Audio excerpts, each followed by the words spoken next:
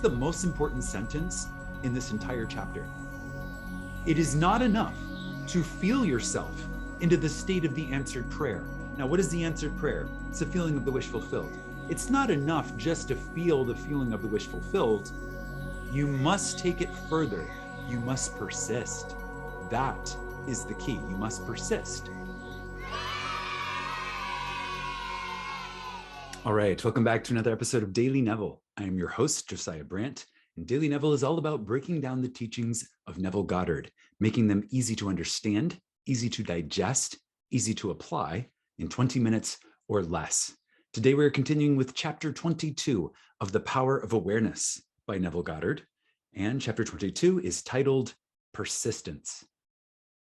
Now, Neville starts this chapter with a quote from Luke 11:5-9. And the quote is, "And he said unto them, which of you shall have a friend, and shall go unto him at midnight, and say unto him, Friend, lend me 3 loaves, for a friend of mine in his journey is come to me, and I have nothing to set before him. And he from within shall answer and say, Trouble me not, the door is now shut, and my children are with me in bed. I cannot rise and give thee. I say unto you, though he will not rise and give him, because he is his friend, yet because of his importunity, he will rise and give him as many as he needeth. And I say unto you, ask, and it shall be given you. Seek, and ye shall find. Knock, and it shall be opened unto you." Neville writes, there are 3 principal characters in this quotation: you, and the 2 friends mentioned. The first friend is a desired state of consciousness. The second friend is a desire seeking fulfillment. 3 is the symbol of wholeness, of creation, of completion. Loaves symbolize substance. The shut door symbolizes the senses, which separate the seen from the unseen. Children in bed means ideas that are dormant. Inability to rise means a desired state of consciousness cannot rise to you. You must rise to it. Importunity means demanding persistency, a kind of brazen impudence. Ask, seek, and knock mean assuming the consciousness of already having what you desire. Now let's break down this Bible verse, because I found this Bible verse to be extremely insightful. I've never heard the Bible interpreted quite like Neville interprets it. And this story, which one could say, oh, it's just a kind of metaphorical or just kind of like a parable that was given in Luke, talking about, ask and it shall be given to you, seek and it shall find, knock and the door will be open to you. What this verse, what this passage is actually saying, Neville decodes for us right here. Which of you shall have a friend, right? So what is the first friend? The desired state of consciousness. So let's decode this. Which of you should have a desired state of consciousness? And you go on to them, the second friend, who is the desire seeking fulfillment. And you ask them to lend you 3 loaves, which is wholeness and completion. Okay, so the desire seeking fulfillment goes to the desired state of consciousness and asks for completion. But the door is shut, meaning the shut door symbolizes the senses, right? So you can't see the completed desire. And the ideas, the children in bed, are dormant, right? So the ideas are the children are in bed, they're dormant. The friend, which is the desired state of consciousness, says, I cannot rise and come open the door, meaning that the desired state of consciousness cannot rise to meet you. You have to rise to meet the desired state of consciousness. And importunity, which the Bible is saying here, because of his importunity, he will rise and give him as many as he needeth, right? Because of his importunity. What is importunity? Importunity is refusing to give up. It is persistence. It is demanding persistently. I desire this state of consciousness. I am choosing to embody the state of consciousness. Now I am the state of consciousness, and I'm going to remain. I'm going to stay brazenly impudent in the state of consciousness until I reach completion, the number of 3, until I reach completion, wholeness, fullness, fulfillment. Ask, seek, and knock. Assume the consciousness of already having what you desire. Neville writes, thus the scriptures tell you that you must persist in rising to the consciousness. What he means by that is assuming the consciousness of your wish already being fulfilled. The promise is definite that if you are shameless in your impudence, there is no shame in your desire. You must be shameless. You must be brazen and bold. Boldly assume without shame.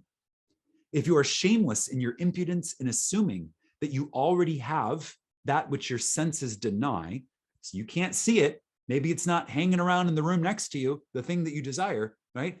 But you're going to be bold and you're going to assume anyways. It doesn't matter if I can't see it right now. It doesn't matter if the door is shut right now. I know what I want, and thus I am assuming it, and thus I am what I desire to be, and thus it will be given to me.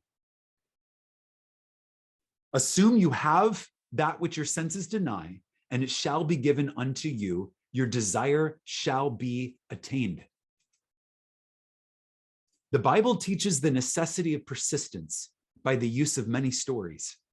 It's very common throughout the Bible, and he's going to give us a bunch of examples of in the Bible where it talks about persistence. When Jacob sought a blessing from the angel with whom he wrestled, he said, I will not let thee go, except thou bless me.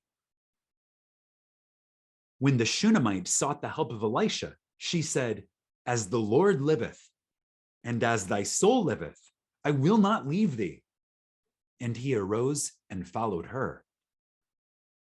The same idea is expressed in another passage, and this is from Luke 18, 1-5.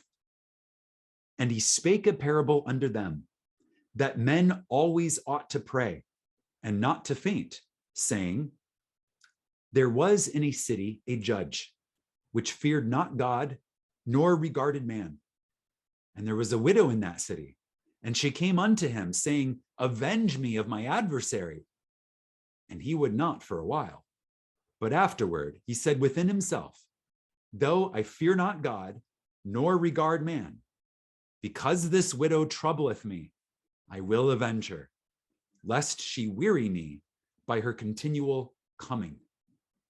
Now, this is some very outdated biblical language, and basically what it is there's a judge who doesn't care about God and he doesn't care about man, right? He kind of floats above it all. He's stoic, he's unmoved. And this widow comes to him and says, I demand justice. And he's like, meh. And she keeps coming back. I demand justice. I demand justice. And finally he says, even though I don't care about God and I don't particularly care about man, this woman keeps bothering me with her persistence, and thus I will give her justice, right? I will give in to her demands because she is persistent. Now, this is a parable spoken by Jesus. This is a parable of exactly what we are to do when we are assuming the feeling of the wish fulfilled. We are to persist in it, and this is the message. Neville writes, the basic truth underlying each of these stories is that desire springs from the awareness of ultimate attainment, and that persistence in maintaining the consciousness of the desire already being fulfilled results in its fulfillment. It is not enough to feel yourself into the state of the answered prayer. You must persist in that state. This is the most important sentence in this entire chapter. It is not enough to feel yourself into the state of the answered prayer. Now, what is the answered prayer? It's the feeling of the wish fulfilled. It's not enough just to feel the feeling of the wish fulfilled. You must take it further. You must persist. That is the key. You must persist. In the face of all adversaries, you must persist. That is the reason for the injunction, which is the instruction. Man ought always to pray and not to faint. Fainting is falling away in weakness. Praying is remaining faithful to the feeling of the wish fulfilled. Here, Neville writes, to pray means to give thanks for already having what you desire. Only persistency in the assumption of the wish fulfilled can cause those subtle changes in your mind. which result in the desired change in your life. It matters not whether they be angels, Elisha, or even reluctant judges. All must respond in harmony with your persistent assumption. When it appears that people other than yourself in your world do not act toward you as you would like, it is not due to reluctance on their part, but a lack of persistence in your assumption of your life already being as you want it to be. It's another extremely important sentence. I'm going to read it again.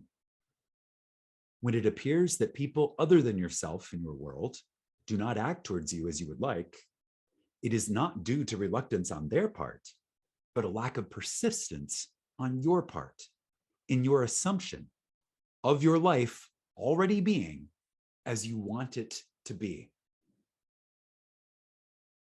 Your assumption to be effective cannot be a single, isolated act. It must be a maintained attitude of the wish fulfilled.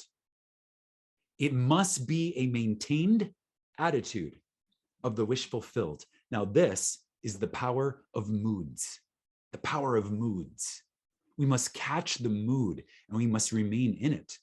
We must hold that mood. We must move around and operate and become that mood. We must walk in that mood and talk in that mood, talk to others in that mood, talk to ourselves in that mood. It becomes our habitual mood. And that is how we achieve persistency in the feeling of the wish fulfilled, which is that persistency, that bold assumption and persistency in the assumption is what creates conformity in the external world to our imaginal acts. The effect is caused by the persistency of the cause, which is the world of imagination. Cause, persistency, world of effect. So that's all for this chapter. I do have a prompt for you. In the comments below, what is your best idea that you could possibly offer to another as a way to remain persistent in the assumption of the feeling of the wish fulfilled? What is the mood? What is that feeling? What is your key for remaining in that feeling? Share in the comments below. Inspire others with your sharing. While you're at it, tap that thumbs up button to help other people find the truth about persistence, and subscribe to this channel and tap that bell icon so that you get notified when Daily Neville happens tomorrow. Imagine wisely, my friends, and I will see you in the next.